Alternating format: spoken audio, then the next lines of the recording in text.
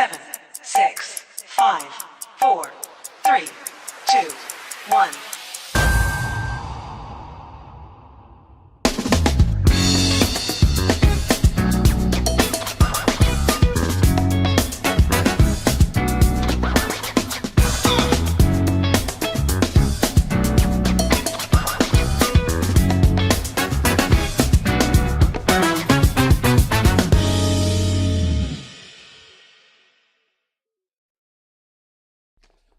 This week on Startup to Success, we're joined by renowned website services expert Ian Jackson. Ian's prowess in the digital domain is unparalleled. His entrepreneurial spirit has helped to grow Go2Web as one of Ireland's leading website designers, and his latest venture, Web.ie, aims to provide WordPress training to SMEs in need. Needless to say, Ian is a man to know for businesses looking to build and maintain WordPress websites. Boosting a rich tapestry of experience that spans nearly half a century, Ian's journey through sales, marketing, project management, and beyond has cemented his role as a beacon for businesses looking to establish the very best online presence. His skills in web training and savvy LinkedIn consulting have also empowered a multitude of Irish enterprises to carve out a dominant digital footprint. Ian, welcome to the show, bud. Thanks, Charles. Pleasure to be here.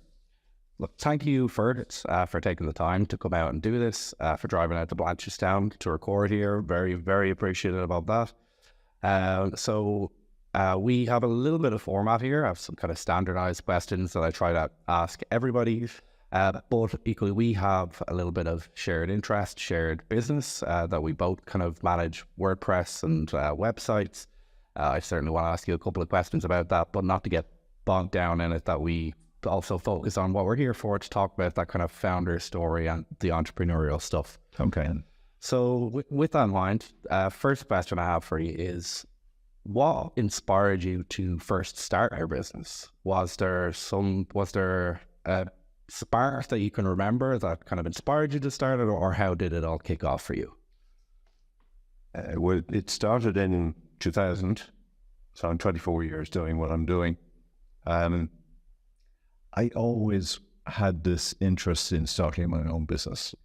That wasn't popular at home because my wife at the time very much wanted a solid salary coming in every month and contribution to pension and all that.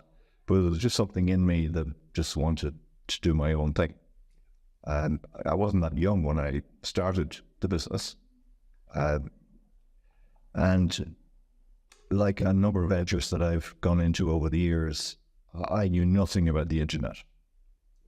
When I set up a Go2Web with a guy I was working with, he was very technical, database, a programmer and database developer, and I was the sort of sales and marketing end of things. So we were quite synergistic.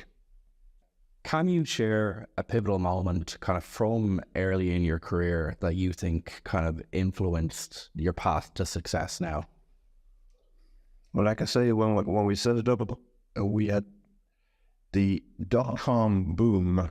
It was just at the very end of it, and it was the crash after that. But we got started just at the end of the boom. The idea was to try and make some money. Yeah. There were internet millionaires out there, and naively we thought that's all you have to do is get involved in the sector and the riches would come.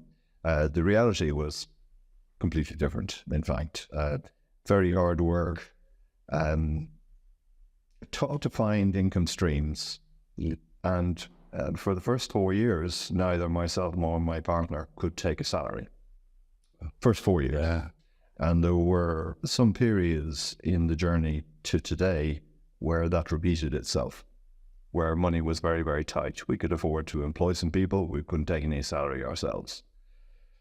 So I suppose maybe the lesson in all that is approach the sector with a degree of caution. Yeah, like I suppose like any industry, web design is something that will have its kind of peaks and troughs, and even now it's going through a bit of a state of flux with the AI kind of, I think, kind of coming into, it's not quite there on website design, but I think it's coming. Like we see a lot of stuff with kind of text generation. We're seeing now image and even video generation being done through AI. I don't know, I know there are some AI website builders out there. I don't know, have you seen any of them yet? Have you tried any of them yet? Personally, I haven't. I use a bit of AI. I use ChatGPT to generate content. The danger is that anybody asking ChatGPT the same question will get the same answer. So there's a bit of work to be done to take what AI gives you and turn it into something meaningful and useful and something that is your own. So far it's only been content driven. I haven't used AI for images. I typically take stock images from Shutterstock. Yeah. And WordPress gives you standard designs and standard layouts if you want to use them. Then again, myself and my designer typically build from scratch. We tend to feel that we get something more unique by doing all the work and using our brains and experience to do that. And yeah, like I have briefly looked at some of these AI design stuff, and I certainly don't think that is where it needs to be now for anybody like myself or yourself to be worried about that kind of stuff. But I also, when I look at that in what maybe is some form of infancy, I also then think to this time last year when I was looking at the AI text generators that did exist at the time. And I know we were, maybe for the sake of, I won't name the one that I'd seen and used before. It was okay, but it was, there was a lot left to be desired. A competent writer could, outmatch this thing 100 times out of 100. But now ChatGPT was something completely different, and it's at a completely different level. And I do think that something like that will possibly come around the corner in web design. But I'd be interested to know what your take is on this. But I personally, it's not something that I'm afraid of. I think people think about getting a website, and obviously the design of it is a huge thing. And maybe the AI might be able to help in parts of the design. But I'm sure you know as well as I do that so much more of a website is actually all of the bits in the background. It's making sure that the hosting and the emails are all configured. It's making sure all connections are secure, that you're preventing spam, you're tracking form fills that are coming through. So I don't fear too much of the AI stuff, but is it even something you've thought much about how kind of the web development industry might go over the next few years? I think it will, industry like all industries and sectors will probably use AI more and more. It'll become something that you can't ignore. If I were a content writer, I'd be very afraid because at the press of a button you can get unlimited, pretty unique content from AI.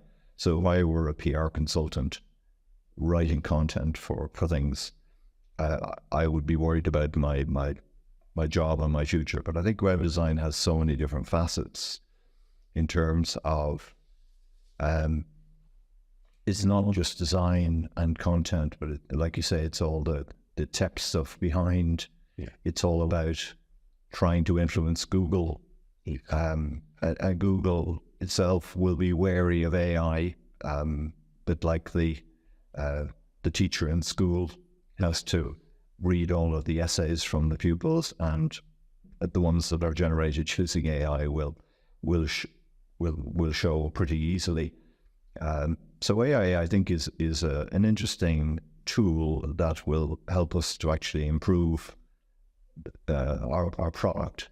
But I think the need for experience and a sort of patient approach to web design is important. And your customers want to talk to humans. Yes. They don't want to be doled out material by machines.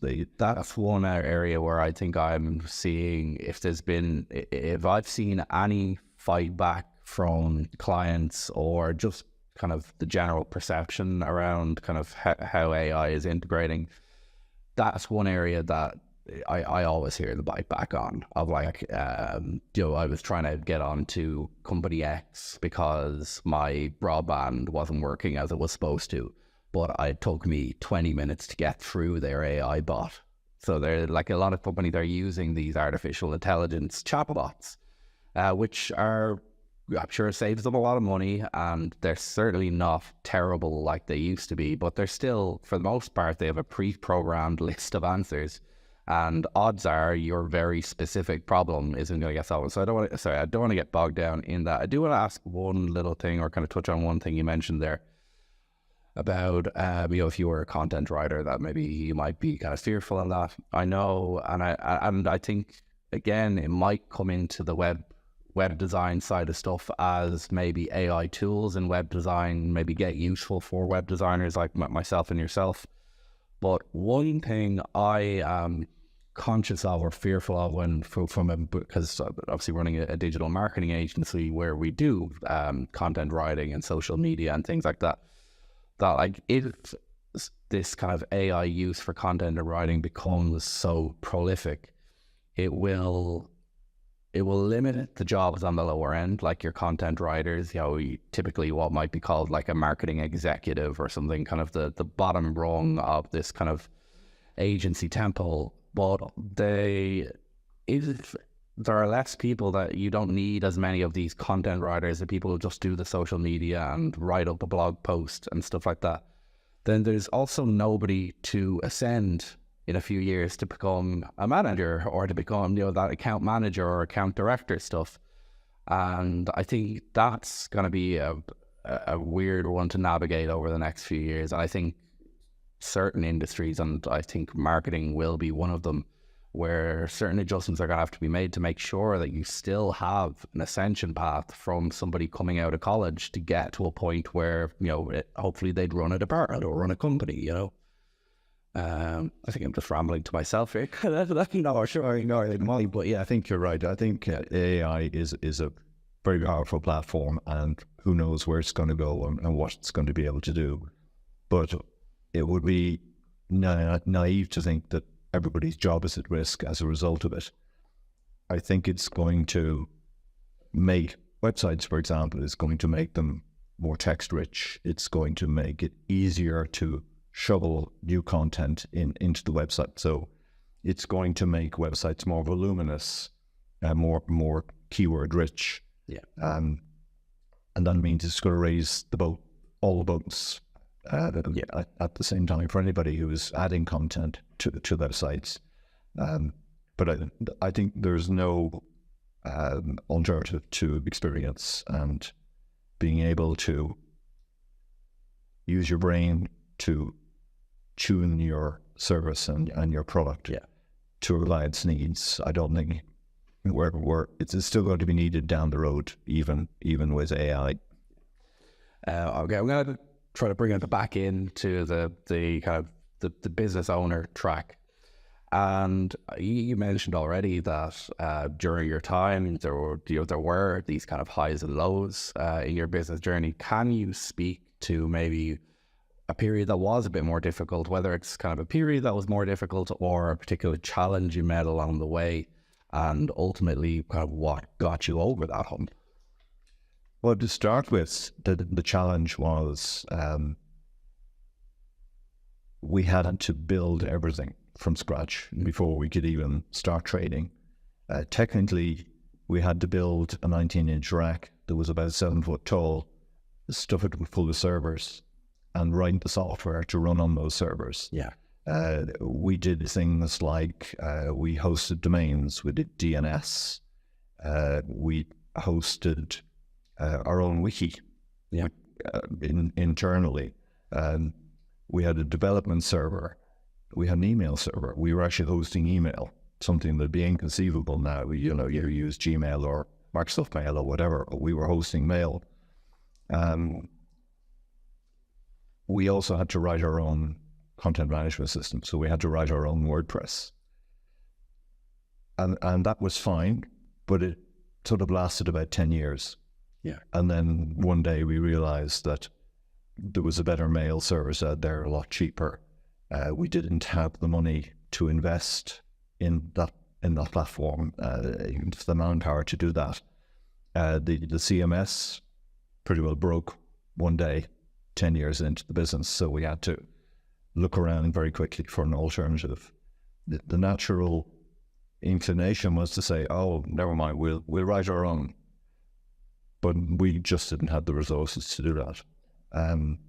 So that was the first period of building everything ourselves and taking it to the point where it really fell over and we had to look around for external resources.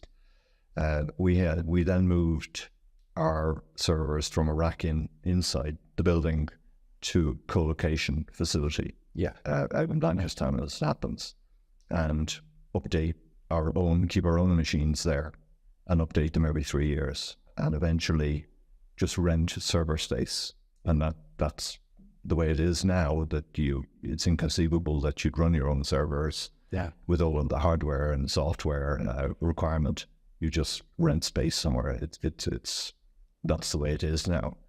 And similarly, the software platform, thank goodness WordPress is there and is so widely used and so widely supported and so feature rich. I mean, you can do literally anything. And if you want extra functionality, okay, so you might have to pay €50 a year or €10 a month to get the extra functionality, but it's out of the box, it's ready to go, and it's proven. Yeah. So that's the various highs and lows. Obviously, the major recession of 2008, 2012, took a big lump out of our customer base. People went bust, couldn't afford to pay any fees. We had a big event in the company the day that we decided to stop offering an email service. Yeah. Literally 50% of our customers left us within the following month. So revenues plummeted. That was another point at which we couldn't pay ourselves any salaries for a little while. Yeah. And then we had the pandemic, which ironically was a very, very busy time because everybody had to get online away from high street premises. And I'm now living with the other half of that, which is that everybody got a new website done, all website work done in 2020 to 2021. Yeah. So 3 years on from that, business is still on the ground. Yeah, I know, and I know it's something we've spoken about outside of this conversation, but I think for a lot of web design business and ultimately for business around the country, as you've said, there was government supports available that took businesses that were traditionally, brick and mortar, the kind of businesses I'm sure you'll have dealt with clients and stuff this way that are. We're very much of the mindset of, no, my business is in person. I'm a face-to-face business person. That's how I do my sales. I don't care too much about the website, whether they have a website or whether they have a bad website. It doesn't matter. They're a face-to-face person, and everybody got kicked online at that one point. It didn't matter how much you might like doing things face-to-face. The only way your business is going to stay operational is if you can trade online.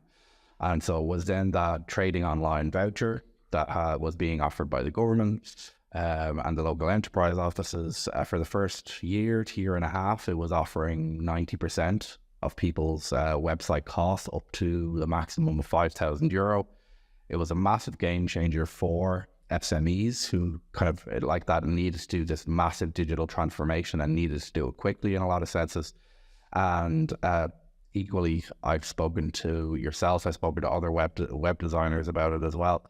It was the life raft at that point for a web design business as well. That is like, okay, there is money available to do these things that need to be done for businesses everywhere.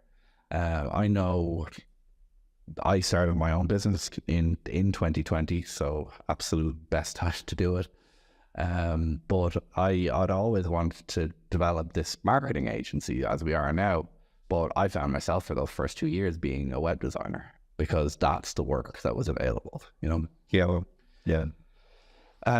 Okay, so before I ask you a little bit about, and I guess they fall into this kind of peaks and troughs stuff that we've talked about, but can you talk at all about your approach to risk taking? I know, like, even leaping out to do a business on your own is a huge risk that anybody in this kind of entrepreneurial track needs to take.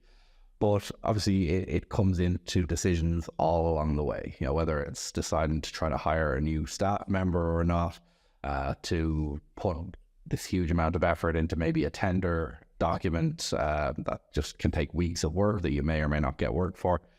Can you talk at all about your approach to risk management? Absolutely. It probably took me a few years to learn this, but the figure that is the most important in running a business is the bank account. Unless you've got very deep pockets and you're prepared to put more capital in whenever it's needed, the business has to trade on an even keel or at a profit. I know now that web design is a tough business to make a profit in. It really is, because the barriers to entry are low. As I would say, anybody with a PC and a sense of humor can be a web designer. Yeah. There are no college courses that you have to do. There's no accreditations that you have to get. So competition is pretty fierce. Varies from very big agencies around Ireland. Some of them would be branches of multinational companies, down to sort of small local companies like myself. But down the bottom of the market, people will do it in their bedrooms as to earn a few quid, or you'll get substantial pressure coming from low-cost countries like India, who may have somebody touting for business in Ireland, but the business is done at very low rates of pay in the likes of India. So there's a whole spectrum of providers there. But for me, it's all about the bank account, trying to stay positive in the bank account and managing your costs, because it is so easy to let your costs spiral. It's so easy. And for the first probably 7 or 8 years of our business, if we had any money to spare, we hired somebody. There was always another job that needed to be done. And what we found was that on occasion, people were doing jobs where there really wasn't a job for them. Right. But they would never own up and say, I don't think I should be working here because there isn't enough work to keep me busy. It's a very hard thing for anybody to admit. Sure, probably any job. They were comfortable. But this is post-pandemic, where my revenues have been under pressure. I've had to really look hard at my costs and how we do things. Technically, I had a part-time techie guy, very capable. I was renting servers. I wasn't putting very much on a particular server, so that if there was any compromise at any stage, only a small number of sites would have been affected. And what we managed to do, because there was loads of money around during the pandemic, because we were so busy, the overhead just grew. And after that, I had to completely redo the technical side of how we do business, and recurring revenue is a very important part of web design. Being able to get revenues from hosting, from keeping sites safe, checking that sites are kept updated, providing maybe blogging or content services, and more recently morphing into WordPress training, which is something that I've done in the last 6 months, mostly because I needed an extra revenue stream. I happen to have an old domain in the bag, which I'd never used. Go2Web.ie and web and Go2.ie were our domains. And a few years in, when we were signing up for some sort of communications package from one of the companies, we had to buy a domain. Right. And we bought this domain called web.ie. But I could never use the greatness or anybody web. The web had a rebrand completely, and I couldn't bear doing that. Yeah, so it just sat there, and we never used it. So in December, Sometimes it's just good to keep your competitors off a great domain. well, and the techie guy that I had a year or two ago said, Ian, having the web.ie domain and not using it is a bit like finding that you have a Jaguar Mark 10 sitting in the garage that you didn't know about. So it's a very nice domain, and it says what it does on the tin. The web.ie is a natural brand to build WordPress training. So that's an interesting venture sideways. If I could really ask you a bit about that. So obviously Go2Web is still going and going strong, and you in the last, is it 6 months to a year, you've kind of last 6 months kicked off the web.ie business, which is WordPress training. I believe you have a business partner or somebody else. Yes, Maurice Graham is his name, of SCS Web. He's like me, a small WordPress house with about 10 years experience in WordPress. We networked together in one of these breakfast groups, and just found that we're very compatible. Yeah, and we both bring different experience and different skills. Just this morning, he and I were running a beginner's course on WordPress, and we're sort of settling into a mutton jack routine.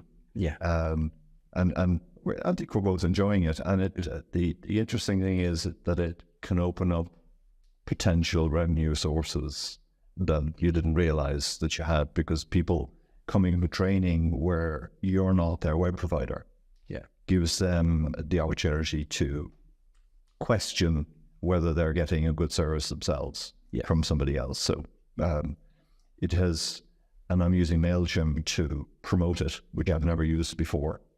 So I built a database of large medium organizations that use WordPress, where we have absolutely no involvement with them.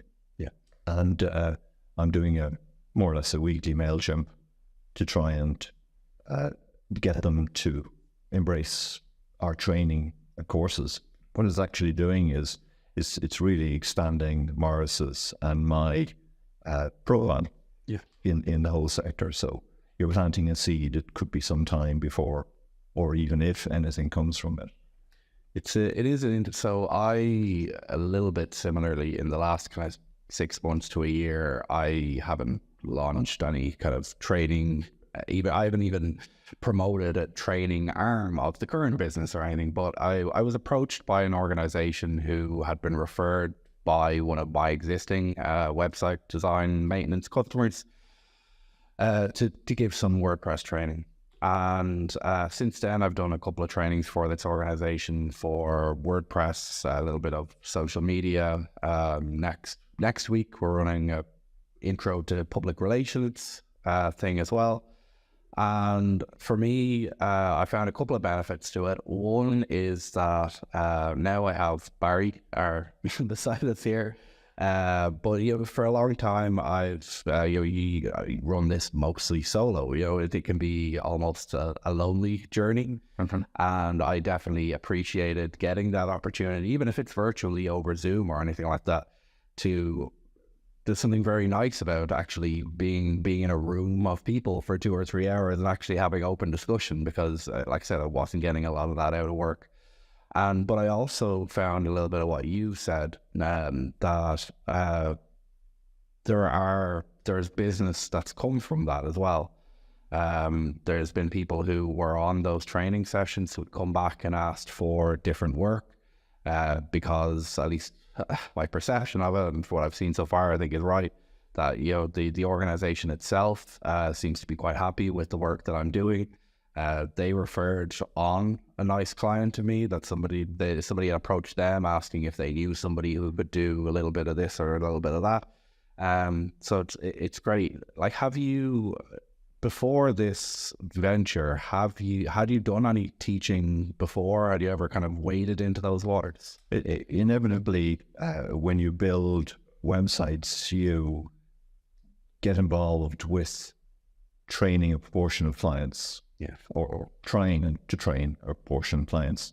The problem with the software that's used to build websites and is used in that environment is that it needs to be used on a fairly regular basis. You need to build familiarity. Yes. So yes, I've been involved in providing training to clients in the essence of keeping your website updated, keeping it safe and so forth.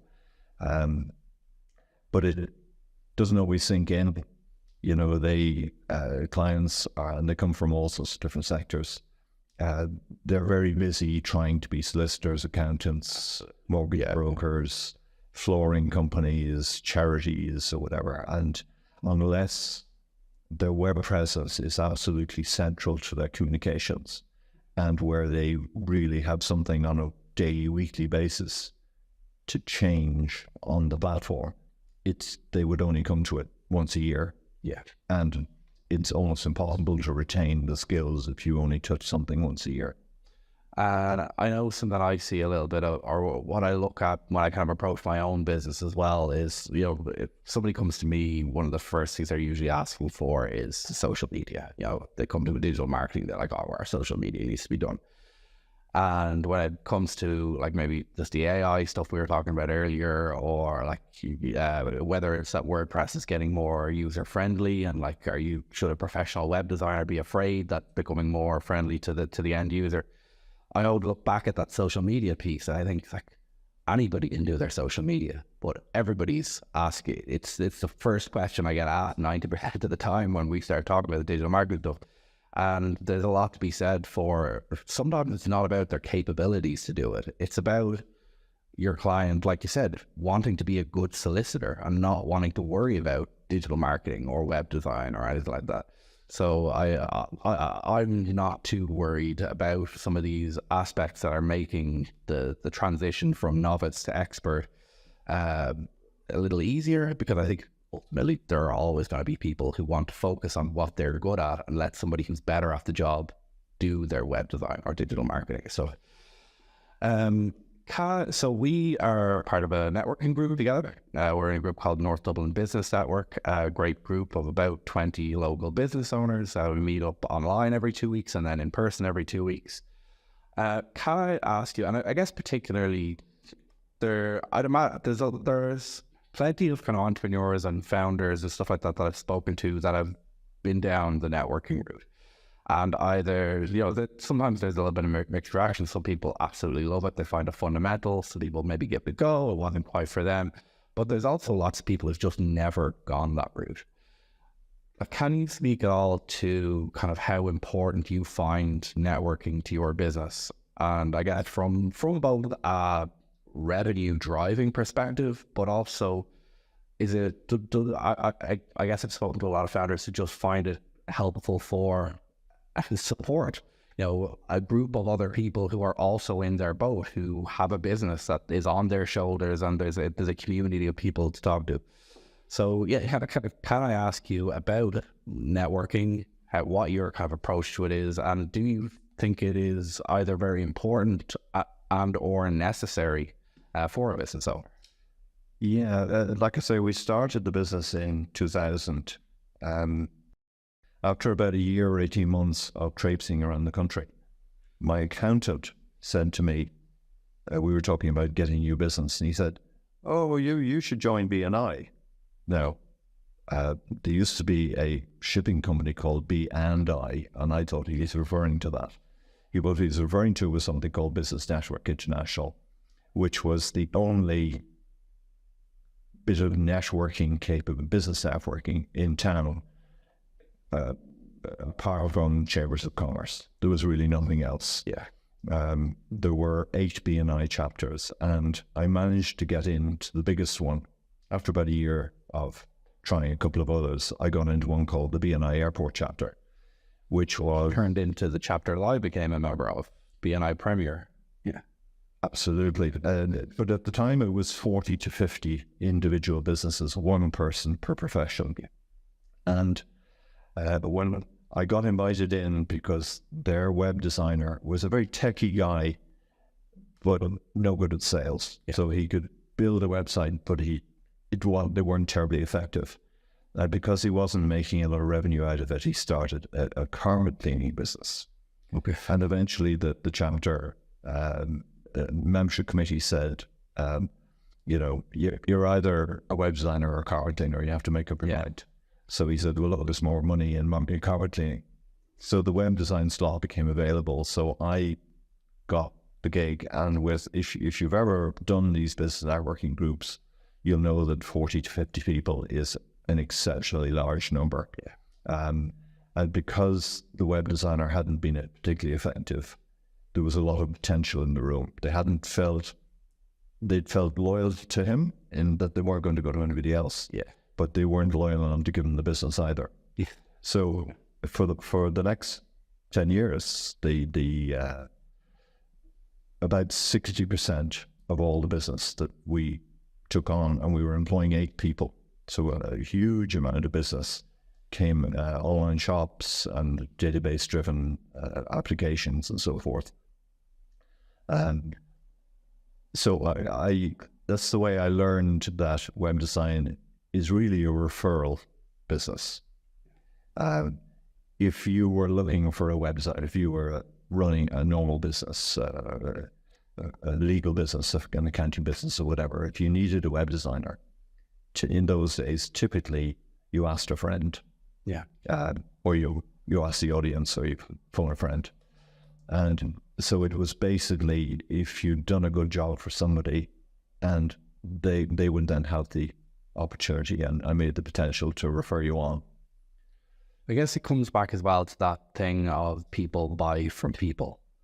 And, it's a strange thing for me to hammer in sometimes when I'm talking, because my business is digital marketing. It's doing it all online. And yes. You could argue that it's not people buying from people. But for those same reasons, I will argue as much as I can with clients to get them comfortable to get in front of a camera. Because even if it's just getting a few photos for their about page, or maybe on the more significant side, getting them comfortable with taking out a phone and doing a little selfie video or something.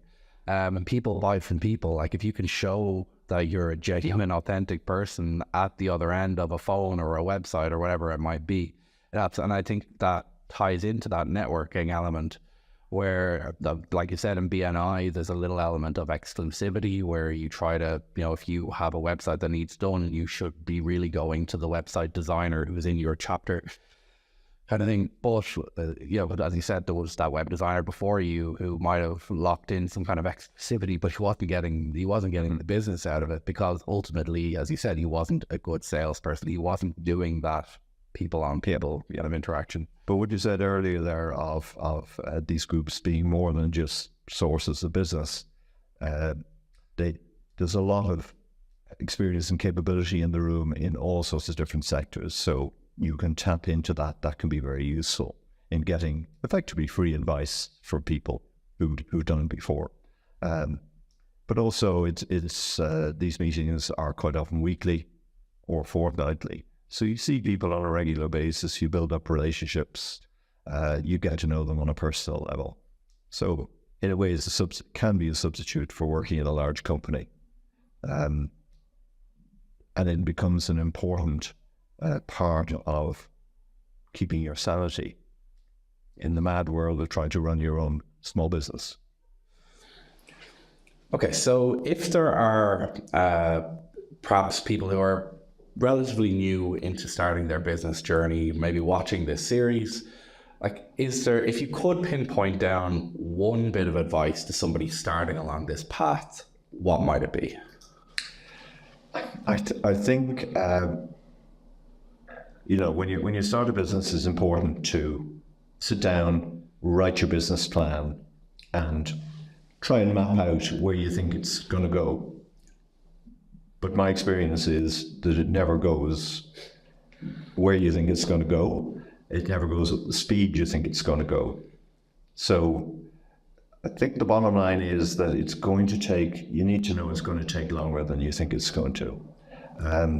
You have a great idea, you think it's going to light up the world, but it doesn't.